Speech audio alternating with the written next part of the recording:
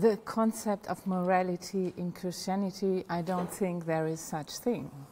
And so it's quite a challenge to present an outline on how to deal with this huge topic. Let me just make 2 introductory remarks.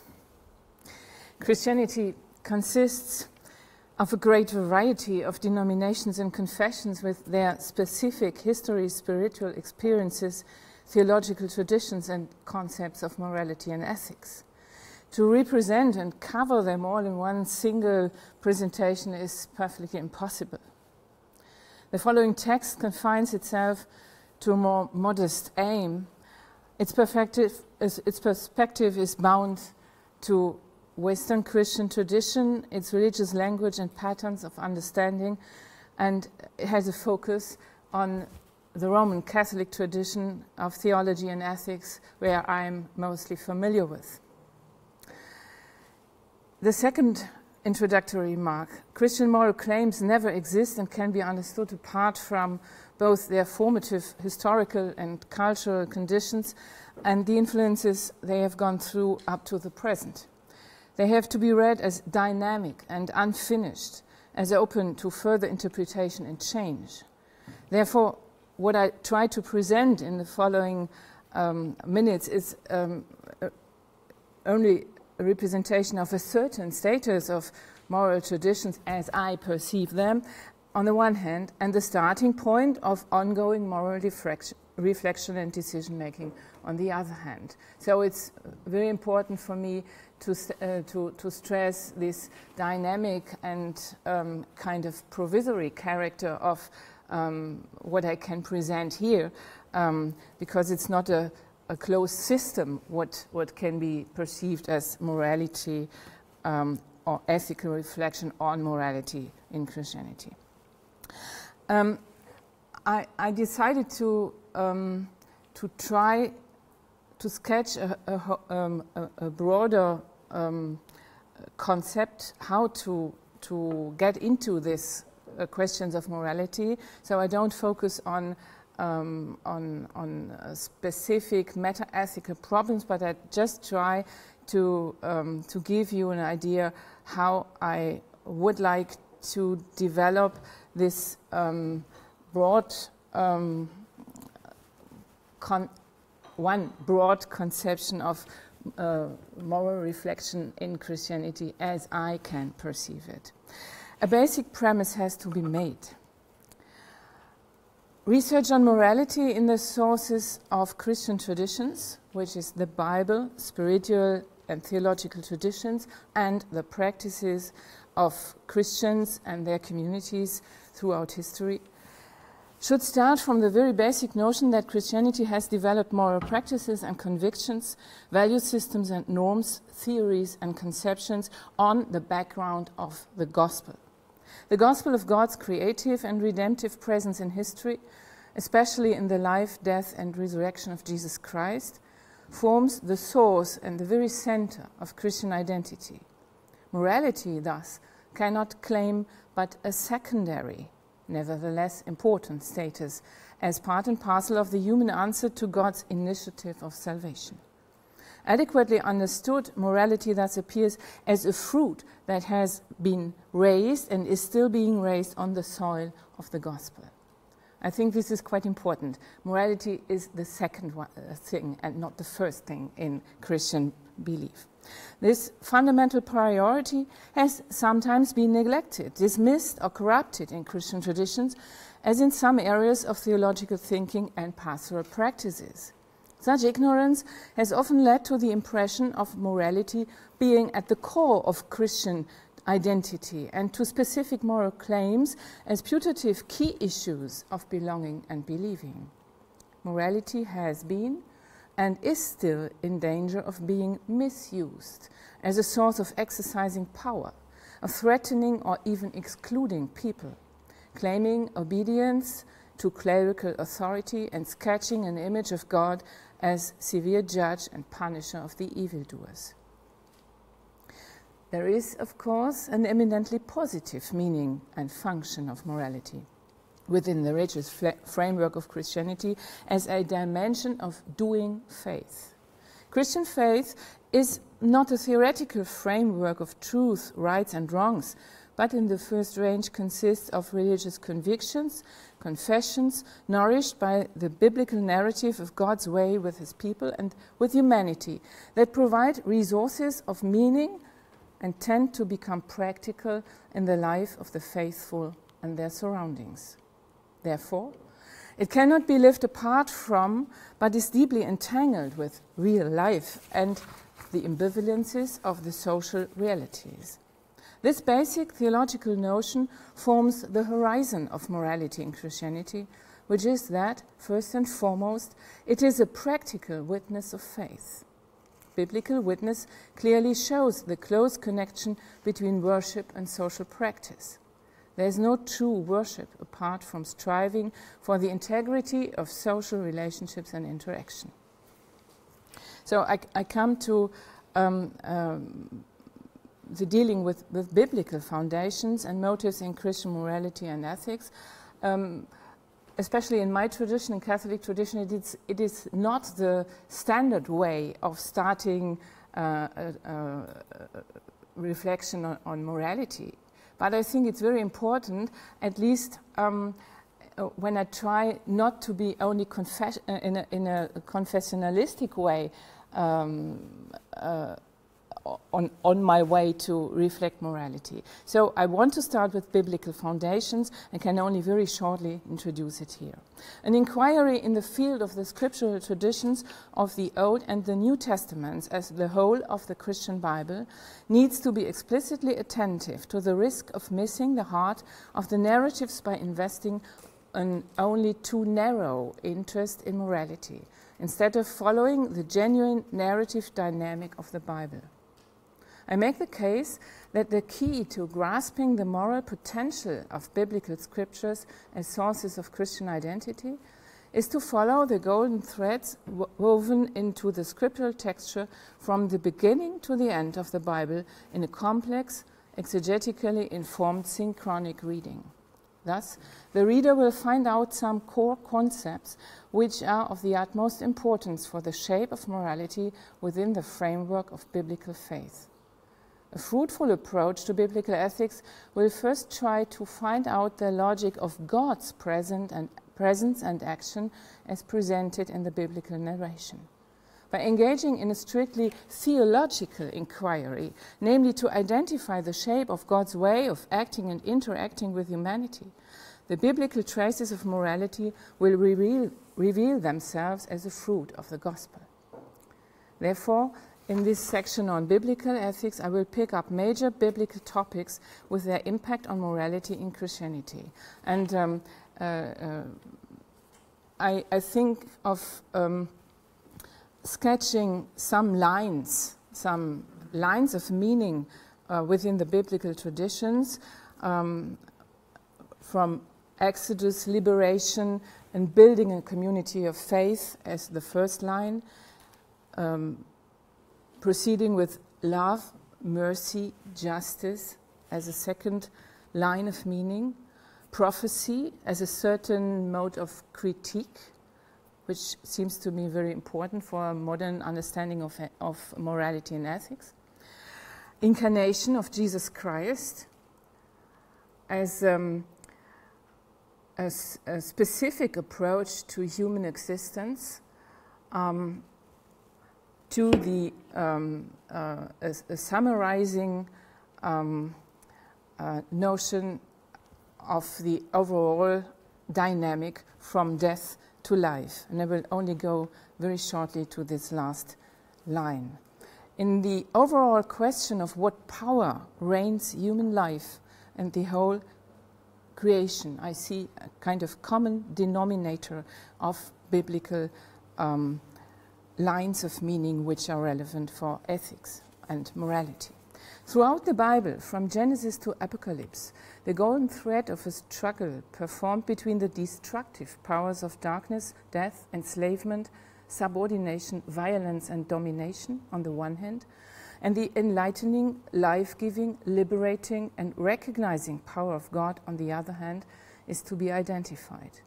And not to be misunderstood, it is of course not a struggle between equal powers, not a dualistic construction, but rather it is the story of instituting God's creative power. The New Testament says the basileia tuteu, as the overall salvific rule in the ambivalences of humanity and all creation. God's creative, listening, liberating presence in favor of the oppressed, his readiness to show mercy, even to perform metanoia and repentance himself, and the appearance of Jesus Christ as the Son of God, who reveals himself as both powerful and powerless at the same time, manifest as the one strong dynamic, the change of powers from death to life. The option for life and against death, therefore, can also be identified as the basic challenge and the overall function of morality in a biblical perspective. This seems to be a major orientation for religious morality based on biblical witness. Its main criterion has to be what serves to augment life, especially for the oppressed, the vulnerable among humans, as well as among the non-human creatures. This is not a sufficient moral compass, but provides a basic orientation that needs careful attention and further differentiation. The second step, I want to go on the backdrop of the biblical witness, is to reflect basic anthropological foundations of morality in Christianity. Because morality is about human practice. Moral reflection, therefore, necessarily implies basic ideas about the human capability to be moral and to act morally. Therefore, it seems adequate to introduce basic anthropological notions and to clarify major aspects on how the human being as moral subject is perceived in Christianity. Often the formula of a Christian image of the human being is used, at least in the German theology and talks about morality. And this is proclaimed as a kind of identity guide for Christian actors. This provokes the impression that there is one single icon to represent the whole of Christian anthropology, and I think this is illusionary. Basic anthropological notions can rather be approached by addressing different images applied in the Christian traditions. Most prominent is the biblical formula of the human being created in God's image. Following modern exegesis, it is mainly an expression of human responsibility, which marks the distinctive human position as creature among other creatures. The biblical formula in modern theological ethics also functions as foundational approach to the idea of human dignity and human rights, at least in the Western theological and ecclesial traditions. Reflecting on morality as a basic human capacity starts from the experience of moral awareness and the conditions of moral perception. This is the deep sense of what is called the human conscience. Within the framework of morality in Christianity, it is perceived as the intrinsic instance where the human being communicates with God without any third-party intervention. Closely connected with the issue of conscience is the experience of moral guilt, and along with this, the capability to metanoia, to repentance and change of perspective, based on the experience of justification by God. The characterization of the human condition as simul justus et peccator, prominently elaborated in the Protestant Christian tradition, pronounces the ambivalence of human self-experience as imperfect, as endangered by falling guilty and failing morally, but also as embedded in the dynamic of justification by God's grace. Specific attention needs to be paid to the notion of moral autonomy as the core element of intrinsic individual freedom. This is a crucial and highly discussed topic of moral theology throughout the modern history of theological thinking, at least. As already mentioned, the human being is perceived as capax Dei, her created ratio is capable to participate in the divine ratio, as the medieval scholastic theology elaborated. While medieval theology stressed the potential to follow God's will, the potentia obedientialis, modern theological ethicists suggested to speak of theonymous autonomy, in order to integrate the data of created and just dependent freedom and moral autonomy as not only receptive, but also as creative activity of the human conscience and, as a result, the responsibility of the human being. The theological issues of freedom, autonomy, and the moral status of the human existence have been developed and discussed at length under the topic of the human person. Although it does not reveal direct biblical reference, it can be read as a prominent example of how biblical anthropological notions have been integrated and reshaped, first by adopting the language and ideas of ancient Greek and Roman philosophy, and in modern interpretations by integrating the Kantian notion of moral subjectivity and autonomy, and by embedding the metaphysics of the person into a more dynamic, history and society-sensitive contextual anthropology. In modern theological ethics, it also helps to bridge the gap between religious claims and secular human rights discourses, a field of debate still open. Modern theological anthropology, especially as a premise to moral reflection, approaches a critical discourse on the traditional Christian anthropocentrism and discusses its limits in various directions, to mention but two important issues: the ambivalent role that human treatment of the non-human creation has been playing for centuries, and the debates on speciesism and artificial intelligence. I come to a next section in order to try to kind of order the area of Christian ethics on the reflection on morality, and I think very roughly one can differentiate three types of ethical systematizations. The first one is virtue ethics. Virtue ethics forms the dominant type of ethical reasoning in late antiquity and medieval theology.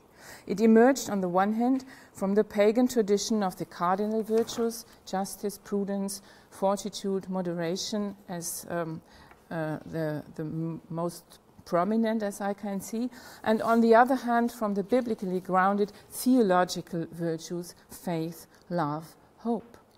Thomas Aquinas elaborated the whole of morality in the form of virtues in his Summa Theologiae.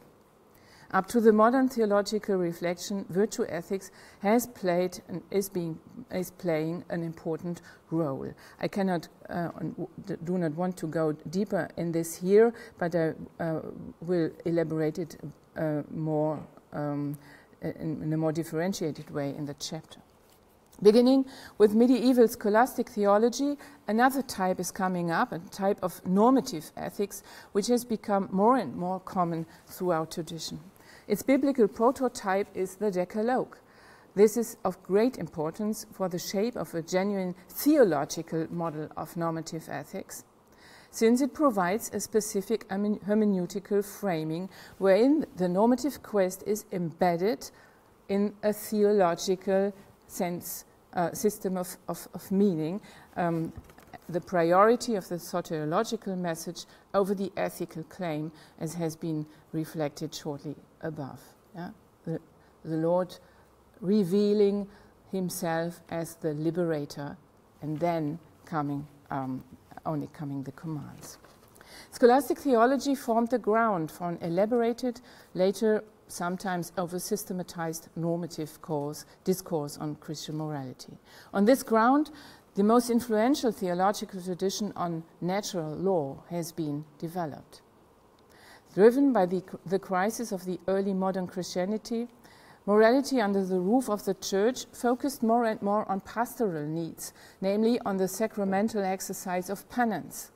Moral theology more and more assumed a casuistic shape on the cost of the genuine role of the creative dimension of the human conscience.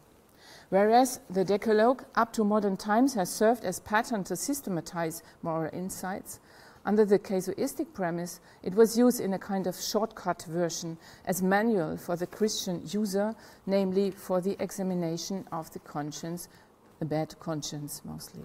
In Catholic catechisms, the Decalogue serves as scheme for the presentation of teaching on morality up to present times. Another branch of normative reflection grew when the scholastic tradition met the 16th century conquest of the Americas, which brought to light challenging ethical questions, namely the morally correct treatment of the indigenous peoples. This historical moment gave birth to the early law of the peoples, developed by Spanish theologians, which took up and further developed the medieval natural law tradition. Its clearly normative theological and philosophical discourse foreshadows the figure of human rights and remains of lasting relevance up to the modern rights, justice and peace-related discourses. The philosophy of enlightenment contributed to the emergence of a new paradigm of normative ethics under the premise of duty. While the Decalogue-related model premises God as author and guarantor of the moral order as such, and thus relates to an extrinsic authority, the modern dynamic of moral autonomy promotes a shape of morality that starts from the moral subject. It orders morality in three circles of duties: the circle of the self, which covers self-autonomy, self-responsibility, the circle of the social sphere, responsibility for related persons, social and political responsibility, and the circle of the religious sphere, respectively, the relation between the self and God. The modern shape of morality in Christianity so by no means abandons the religious bonds, but rather conceptualizes them as a matter of responsibility of the moral subject. The circle of duties model indicates a process of further differentiation of the moral claim under the condition of highly complex modern societies. Modern theological ethics, in a way, transcends the three circles by elaborating a broad range of area ethics. It is mainly the second of the three circles, the social one, that can no longer cover the complexity of the moral challenges in the field of applied ethics. As to the foundational discourse and also in the different areas, it has become necessary to differentiate the dimensions of the moral claim and the levels of individual, social and ecological ethics. And in the sixth chapter, I would a bit comment on these dimensions, which I only mentioned very shortly here. I now proceed to the next and longer chapter, the seventh chapter, which is on key issues of the moral claim. And I intensely reflected how to get to terms with these more substantial questions of morality. I think I couldn't skip in the text, and so I identified four groups of issues I would like to elaborate on in the chapter, only to write at length. Key issues. This section is about major topics and discourses of fundamental moral theology and social ethics, namely freedom and responsibility, love and recognition, solidarity and sustainability, justice and peace. It is neither possible nor intended that the relevant discourses be developed in detail. Of course, this would be too much. The overall aims of the section, rather, are to sketch the main lines of a modern Christian understanding, to identify their relevance in contemporary ethical discourses, and at least, to some extent, to give examples of fruitful ethical encounter between the heritage of Christian morality and ethics and contemporary philosophical ethics. I tried to shortly comment on the 4 points. Freedom and responsibility are, of course, the two sides of the same coin. The biblical sources and the Christian theological ethical traditions contribute a lot to revealing the basic role of freedom as a necessary precondition of personal morality and as a claim of social morality. Insofar It is closely linked to justice.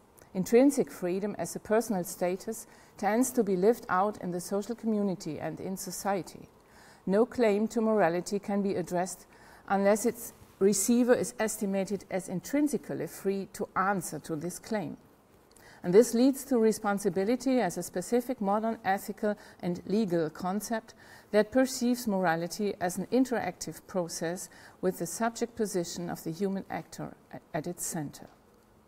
As its center.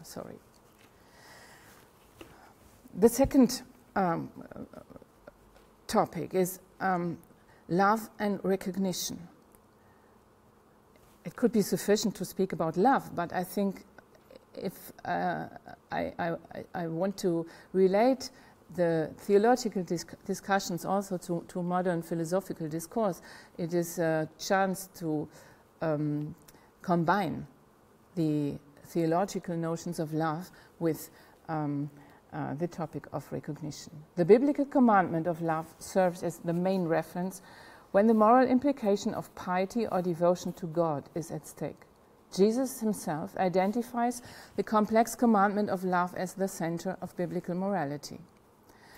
Moral theological reflection refers to this commandment when the outreach of the moral claim is discussed. To whom is one's duty or responsibility addressed? And does the claim of love play on the individual level only, or does it imply a political claim in the wide sense of the term as well? In the biblical and traditional ethics, love is related to mercy. We talked about this in the morning. Whereas sometimes there are attempts in theological reflection to build an ethical framework on mercy, it seems crucial to me to analyze the specific dynamic of merciful action, which necessarily is characterized by a kind of power asymmetry between the actor and the receiver. The ethically relevant limitations of this kind of interaction have to be taken into account, especially when it comes to social ethics. In modern philosophical ethics, recognition as a mode of possibly asymmetric mutuality plays an important role. And it seems worth to reflect the relationships between love and recognition in order to explore ways of ethical communication between theological and philosophical reflection on morality. The third topic on solidarity and sustainability is perhaps a bit specific because both terms are not genuinely theological principles. Rather, they stem from modern secular scholarship and political reflection. All the same, it is worth looking at them as now well-established principles of Christian social ethics. This section introduces both of these ethical concepts with their complex implications as to virtue ethics, modes of practice, and social principles. At the backdrop of the discussion of their specific character and moral impact, the interrelatedness and distinction of both principles will be reflected. Furthermore, specific attention will be paid to the option for the poor, which is often discussed under the roof of solidarity alone. In times of the complex socio-ecological crisis, as Pope Francis names the present complex crisis of our world, it seems adequate to assume a more complex perspective that pays attention to the interdependency of social and ecological issues in their intra- and intergenerational temporal dimensions. In order not to miss the spatial dimensions, in the last section, the classical social ethical topic of the common good will be picked up. After a period of lower attention, the common good is a topic of vivid and multifaceted discussion at the moment. Among other questions, its meaning in a post-metaphysical ethics, its outreach up to the planetary dimension, and its relationship to the issue of global public goods are in debate. The last of the topics is a big issue of justice and peace. Justice in modern perception is probably the most significant term of morality in its objective sense, corresponding with responsibility as its subjective counterpart, while in the religious framework it appears first and foremost as an attribute of God. This is an important premise also for the theological ethical reflection, since it points to a principal limit of human striving for justice is confronted with. Human action cannot create a stable state of justice. This is, as all historic experience proves, the same with peace. Human justice implies the dimension of virtue as to the moral subject striving to be just and acting justly, and it serves as a social ethical goal principle of human intercourse and institutions. Whereas it is difficult to define justice positively, it is much easier to articulate what the genuine human sense of injustice identifies as justice-related issues. We strived this point in the morning. The question what guarantees the justice of human regulations of law, which are expected to promote just relations in the society, is, roughly spoken, the basic issue of natural law theory and natural law traditions. Under post-metaphysical conditions, human rights law and related theories are the most prominent hairs to treat these crucial issues. In modern theological ethics, human rights serve as a major pillar of social morality, but at the same time as a touchstone with regard to ongoing ambivalences in the relationship between the Christian churches and the secular human rights structures and politics. Modern reflection on justice in the context of Christian morality struggles with the insight that justice as a relational claim cannot be defined abstractly. What justice is needs to be discovered within the diverse social relationships and contexts of action. Therefore, some ethicists prefer to use the plural justices when it comes to the field of applied ethics. The classical and still influential framework of social justice derived from Aristotelian ethics will be shortly presented, since it reflects the basic justice-relevant relationships like distributive and contributive justice. Recent ethical reflection builds on this ground but widens the framework both with regard to the broader spatial and temporal dimensions and to a necessary differentiation of the addressees of rights and justice claims. In the last part of the section, the crucial issue of justice and peace will be taken up with specific attention to the concept of just peace in contrast or in modern correction to the traditional theory of just war. I come to the end with the indication of some issues for further discussion and reflection.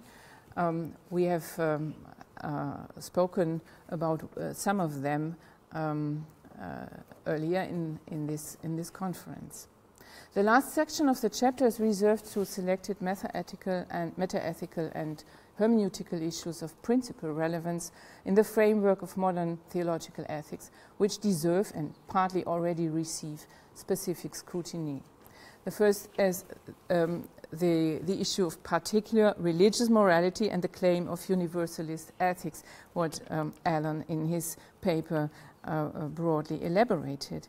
Religiously shaped moral convictions and teaching reveal as particular voices in a pluralist social context. It is utterly necessary to reflect on how particular concepts of morality, be they religious or secular, are related to the universalist moral claim. This leads to the broadly discussed issue of abstract versus contextual universalism, if one does not want to abandon the universalist claim as such. The second is essentialism and constructivism, how to speak about the human being in the moral realm. Moral anthropology within the framework of Christian traditions implies the issues of gender dualism versus the experience of gender diversity, more and more openly addressed in modern pluralist societies.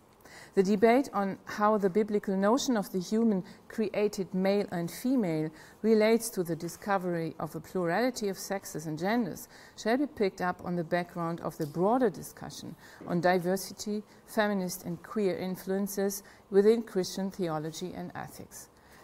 specifically in the Roman Catholic tradition I am rooted in, this issue of essentialist or constructivist anthropology and the related ethics is really crucial, and I think I can't drop them in a reflection on morality and Christianity. A third issue is contextuality and historicity, and the dynamic character of any tradition, the issue with what I began in my talk. With regard to the history of the Christian Church from early modernity onwards, attention needs to be paid to the challenges post-colonial theories impose on Christian theology and ethics, as to the history of colonialism, and as to the colonial structures in the midst of Christian churches and theologies. This leads to the issue of plurality of religious and moral experiences, and as well to the claim of unity, sometimes interpreted in an essential manner within religious traditions. Morality, religious morality in many societies appears in secular contexts, and therefore, apart from the problems of particular versus universal moral claims, the position of religious morality in the context of secular societies has to be treated as a political ethical issue. It is related to the claim of religious freedom and the debate on whether religion in a pluralist secular society is a merely private or rather a public issue.